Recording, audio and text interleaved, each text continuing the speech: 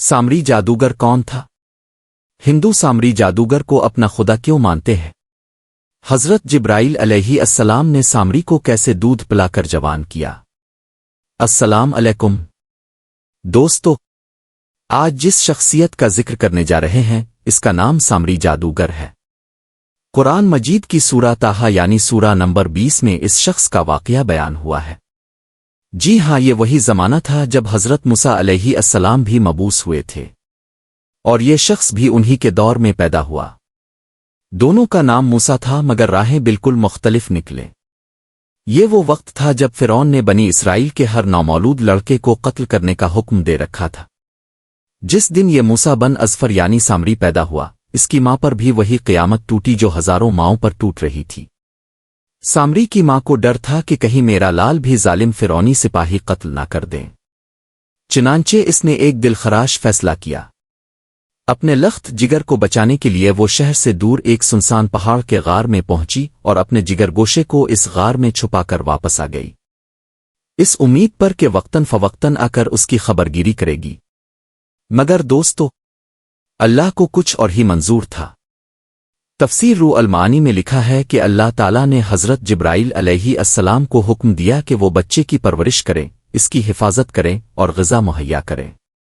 کہا جاتا ہے کہ حضرت جبرائیل علیہ السلام روزانہ تشریف لاتے، ایک انگلی پر شہد، دوسری پر مکھن اور تیسری پر دودھ لگاتے، پھر وہ اپنی انگلیاں بچے کے منہ میں لگاتے اور یوں ہی وہ پل کر جوان ہوتا گیا۔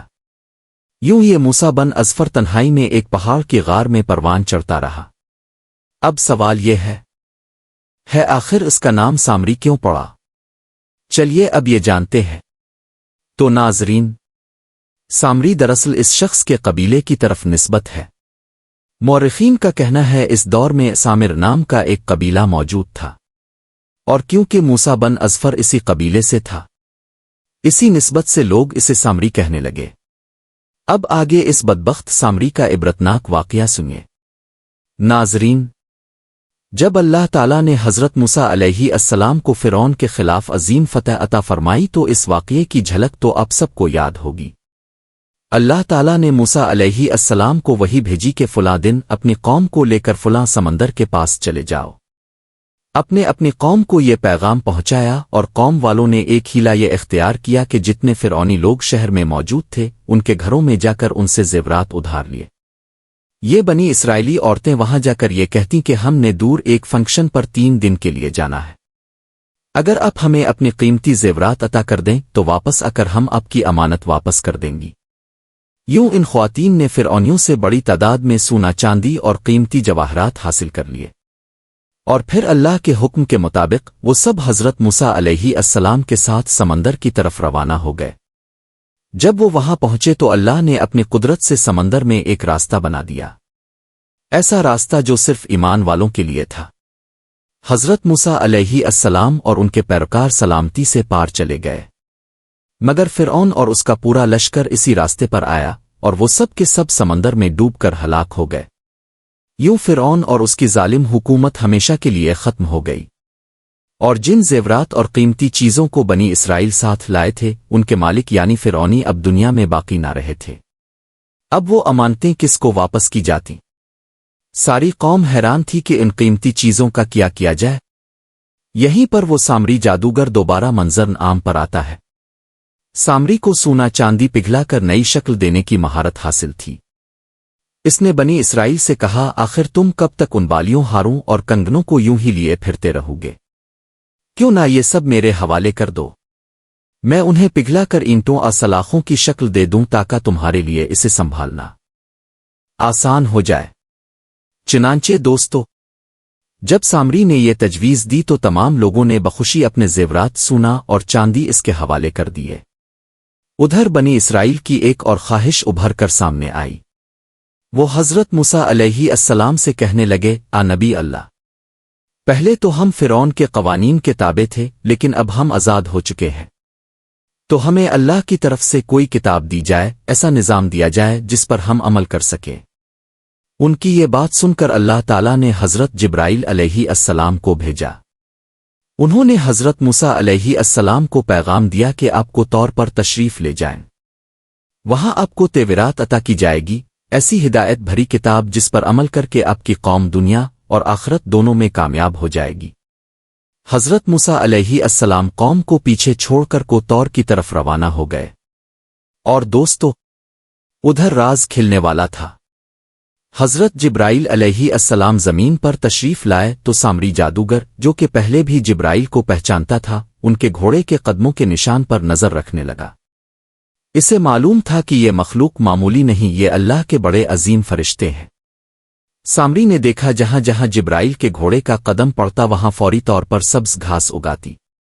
یہ منظر دیکھ کر سامری حیران بھی ہوا اور خبردار بھی۔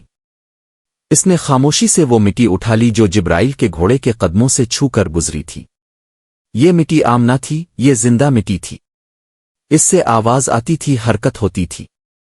اسی مٹی کو سامری نے ایک تھیلے میں رکھ لیا، اور تھیلے میں بھی وہ مٹی مسلسل ہلتی رہی، گویا اس میں کوئی طاقت، کوئی روح موجود ہو۔ ادھر جب حضرت موسیٰ علیہ السلام کو طور پر جا چکے تو سامری نے ایک گہری اور شیطانی چال چلنے کی تیاری کی۔ اس نے تمام سونا اور زیورات کو پگھلایا اور ایک بچھڑے کی شکل دی، ایسا سنہری بچھڑا جیسے گائے کا خوبصورت بچہ ہو۔ مگر صرف یہی نہیں، اس بچھڑے کے اندر اس نے وہی خاص مٹی ڈال دی، جبرائیل کے گھوڑے سے لی ہوئی جاندار اور کھنکدار مٹی۔ اور جیسے ہی وہ مٹی بچھڑے کے اندر بند کی گئی، اس کے اندر سے ایک گونجدار آواز نکلنے لگی، ایسی آواز جیسے کوئی زندہ مخلوق بول رہی ہو۔ قوم بنی اسرائیل یہ منظر دیکھ کر حیران رہ گئی۔ یہ کیسا جادو ہے؟ یہ کیسا کرشمہ ہے؟ سارے لوگ اس عجیب و غریب بچھڑے کو دیکھنے کے لیے جمع ہو گئے، اور یہی وہ مقام تھا جہاں ایک خطرناک فتنہ جنم لینے والا تھا۔ اب سامری نے وہ کام کیا جو فتنہ پرور لوگوں کی اصل پہچان ہوتا ہے۔ اس نے سب لوگوں کو اکٹھا کیا اور باقاعدہ اعلان کیا، اے لوگو، جس خدا کی عبادت موسیٰ کرتا ہے اور جس خدا کی طرف وہ تمہیں بلاتا ہے، وہ یہی ہے، یہی سنہری بچھڑا۔ نعوذ باللہ۔ اب ذرا سوچئے، یہ وہی بنی اسرائیل تھے جو کچھ عرصہ پہلے گائے کی پوجا سے توبہ کر چکے تھے اور توحید کا دامن تھام چکے تھے، مگر جب انہوں نے دیکھا کہ ایک بچھڑا خالص سونے کا ہے، انتہائی حسین ہے، اور اس کے اندر سے آوازیں بھی نکل رہی ہیں، تو جاہل اور کمزور ایمان والے لوگ اس فتنہ میں بہک گئے اور اس بچھڑے کو سجدہ کرنے لگے۔ ادھر 40 دن گزرے اور حضرت موسیٰ علیہ السلام اللہ سے ہم کلام ہو کر ہاتھوں میں تورات لیے واپس بستی میں تشریف لائے، مگر جو منظر انہوں نے دیکھا وہ ناقابل یقین تھا۔ قوم جسے وہ اللہ کی توحید کی طرف لے کر آئے تھے، اب دوبارہ شرک کی گہرائیوں میں جا چکی تھی اور ایک بے جان بچھڑے کے آگے جھک رہی تھی۔ حضرت موسیٰ علیہ السلام پر غضب و جلال طاری ہو گیا۔ غصے سے آگ بگولا ہو کر انہوں نے اپنے بھائی ہارون علیہ السلام کی داڑھی اور سر کے بال پکڑ لیے اور انہیں جھنجھوڑتے ہوئے فرمایا، تم نے انہیں روکا کیوں نہیں؟ یہ گمراہی میں کیسے چلے گئے؟ حضرت ہارون علیہ السلام نے بڑی عاجزی سے عرض کیا، جیسا کہ قرآن مجید میں آیا ہے، اے میرے بھائی، قوم نے مجھے کمزور سمجھا اور قریب تھا کہ وہ مجھے قتل کر ڈالتے، تو اب دشمنوں کو مجھ پر ہنسنے کا موقع نہ دیں اور مجھے ظالموں میں شامل نہ کریں۔ حضرت موسیٰ علیہ السلام نے جب یہ سنا تو ان کا غصہ ٹھنڈا پڑ گیا اور انہوں نے اپنے بھائی کے لیے رحمت اور مغفرت کی دعا کی۔ پھر انہوں نے وہی سنہری بچھڑا اٹھایا اور اسے توڑ کر جلا دیا، پھر اس کی راکھ بنا کر دریا میں بہا دی تاکہ فتنہ کی کوئی نشانی باقی نہ رہے۔ اس واقعے کے بعد حضرت موسیٰ علیہ السلام نے تحقیق کا آغاز کیا کہ یہ سنہری بچھڑا کس نے بنایا، کس نے قوم کو دوبارہ شرک میں مبتلا کر دیا۔ چند ہی دنوں میں معاملہ واضح ہو گیا۔ لوگوں نے بتایا کہ یہ سب کچھ سامری جادوگر کا کیا دھرا ہے۔ اسی نے سونا پگھلا کر بچھڑے کی شکل دی اور اسی نے بچھڑے میں ایسی مٹی ڈالی جس سے آوازیں نکلنے لگیں۔ حضرت موسیٰ علیہ السلام نے فوراً قوم کے سامنے سامری کو بلایا۔ جب وہ آیا تو اپنے سخت لہجے میں سوال کیا، بتائیے بچھڑا کیا تھا؟ یہ کیا شرارت تھی؟ اب سامری نبی کے سامنے جھوٹ بولنے کی ہمت نہ کر سکا۔ اس نے صاف الفاظ میں پوری حقیقت بیان کر دی۔ اس نے کہا، جب میں نے دیکھا کہ جبرائیل علیہ السلام کے گھوڑے کے قدم جہاں بھی پڑتے تھے वहां पलक झपकते ही घास उगाती थी। तो मुझे एहसास हुआ कि ये मिट्टी आम मिट्टी नहीं, इसमें कोई खास तासीर है। मैंने वो मिट्टी उठा ली, अपने थैले में भर ली। फिर जब लोगों ने मुझे सुना दिया तो मैंने बिछड़ा तैयार किया और उसके अंदर वही मिट्टी डाल दी। फिर वो मिट्टी बिछड़े के अंदर खनकने लगी और आवाज आने लगी। लोग समझने लगे कि बिछड़ा जिंदा है और उन्होंने इसे सजदा शुरू कर दिया। ये सुनकर हजरत मूसा अलैहिस्सलाम का गुस्सा आसमान को छूने लगा। आपने फरमाया, ए सामरी, अब यहां से निकल जा, आज के बाद तो इस कौम में नजर न आए। फिर अल्लाह ताला की तरफ से सामरी पर एक खास सजा नाफिज की गई कि आज के बाद अगर तो किसी इंसान को हाथ लगाएगा तो वो बीमार हो जाएगा, और अगर कोई तुझे छू ले तो उसकी सेहत बिगड़ जाएगी। हकीकत में ऐसा ही हुआ। सामरी एक नफरीन ज़दा, अल्लाह की लानत में घिरा हुआ इंसान बन गया। शहर में इसका रहना नामुमकिन हो गया। लोग इससे दूर भागने लगे, डरने लगे। वो खुद चीख चीख कर कहता फिरता था, मुझे मत छूना वरना नुकसान होगा। आखिरकार वो शख्स जो कभी लोगों को जादू से काबू में लेता था, खुद जंगलों में तन्हा लावारिस और लानत ज़दा जिंदगी गुजारने पर मजबूर हो गया। न किसी ने इसका जनाजा पढ़ा, न किसी ने इसे याद रखा। यूं वो दुनिया के लिए इबरत बनकर रुखसत हो गया। प्यारे दोस्तों, ये पूरा वाकया हमें दो बड़ी बातों की याद दहानी करवाता है। जादू जो खुद गुमराही है और दूसरों को भी अंधेरों में धकेल देता है। ऐसा अमल जिससे लोग शिर्क में पड़ जाएं, अल्लाह की निगाह में इंतहाई सख्त और संगीन जुर्म है, जिसकी सजा भी निहायत सख्त है।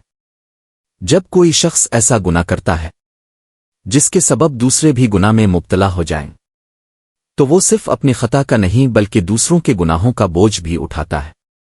ऐसे लोग जो ना सिर्फ खुद बुराई करते हैं बल्कि दूसरों को भी इस तरफ बुलाते हैं, उन पर अल्लाह का अजाब नाजिल होता है। यही सामरी का अंजाम था। इबरत की निशानी, इज्जत और दौलत से खाक होने तक का सफर।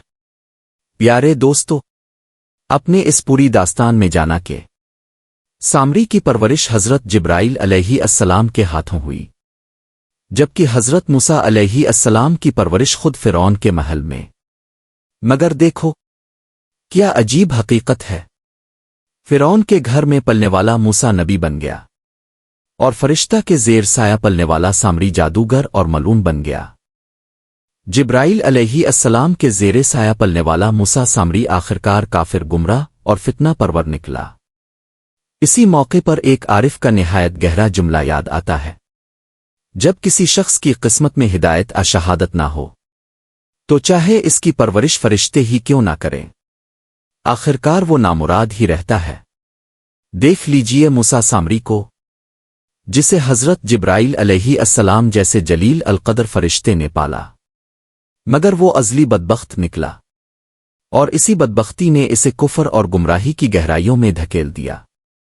दूसरी तरफ हजरत मूसा अलैहिस्सलाम को देखिए, जिनकी परवरिश एक बदतरीन काफिर यानी फिरौन ने की, लेकिन वो असल में नेक फितरत और अल्लाह के अजीम रसूल बनकर उभरे। बस समझ लीजिए, असल बात परवरिश की नहीं बल्कि दिल, नियत और तकदीर की लकीर की होती है। मोहतरम ख्वातीन व हजरात, आपको ये जानकर हैरत होगी कि आज भी हिंदू कौम सामरी जादूगर को अपना भगवान मानती है। जी हां, वही सामरी जिसने हजरत मूसा अलैहिस्सलाम की गैर मौजूदगी में बनी इसराइल को बहकाकर बिछड़े की पूजा करवाई थी। लेकिन सवाल यह है, आखिर हिंदू आज भी इसे भगवान क्यों मानते हैं? इसकी बड़ी वजह वही बोलने वाला बिछड़ा है जो सामरी ने सूना पिघला कर बनाया था। जब इस बिछड़े के मुजस्समे से आवाज निकली तो लोगों ने यह समझा कि यह कोई इलाही मौजिज़ा है। मआज़ अल्लाह। याद रखिए, ये सामरी का जादू था, एक फरेब, एक चाल जिसने लोगों की आंखों पर पर्दा डाल दिया। मगर आज भी कुछ कौमें इसी झूठ को सच मानकर सामरी को इलाही हस्ती समझती है। जरा ठहरिए और सोचिए, गाय की पूजा सिर्फ आज की बात नहीं بلکہ ہزاروں سال پرانی ایک بگڑی ہوئی بدعت ہے۔ قدیم مصر میں بھی لوگ گائے اور بچھڑے کی عبادت کیا کرتے تھے، انہیں مقدس سمجھتے، ان کے سامنے جھکتے اور ان سے برکتیں مانگا کرتے تھے۔ ناظرین، سامری کی یہ کہانی صرف ایک تاریخی واقعہ نہیں، بلکہ ہر دور کے انسان کے لیے ایک آئینہ ہے۔ یہ ہمیں یہ سبق دیتی ہے کہ جب انسان اپنے رب کی ہدایت سے منہ موڑ لیتا ہے تو چاہے وہ کتنا ہی علم والا طاقتور کیوں نہ ہو، گمراہی اس کا مقدر بن جاتی ہے۔ سامری نے اپنی چالاکی، جادو اور فریب سے ایک پوری قوم کے عقیدے کو ہلا دیا، لیکن آخرکار اللہ کا فیصلہ غالب آیا اور حق نے باطل کو مٹا دیا۔ یہ واقعہ ہمیں یاد دلاتا ہے کہ ہدایت صرف وہی عقل اور توحید کے نور میں ہے۔ جو بھی شخص ہمیں اللہ کے راستے سے ہٹا کر شخص پرستی، جادو اور شرک کی طرف بلائے، وہ چاہے کتنا ہی پرکشش کیوں نہ لگے، در حقیقت وہ شیطان کا نمائندہ ہے۔ لہذا ناظرین، اپنی آنکھیں کھلی رکھیں اور اپنے دلوں کو صرف اللہ کی توحید سے منور کریں، یہی نجات کا واحد راستہ ہے۔ اگر آپ چاہتے ہیں کہ ایمان افروز اور عبرت انگیز واقعات اسی انداز میں دیکھتے رہیں تو ہمارے چینل تاریخ کا سفر کو سبسکرائب کریں اور پیغام ہدایت کو عام کریں۔ اللہ حافظ۔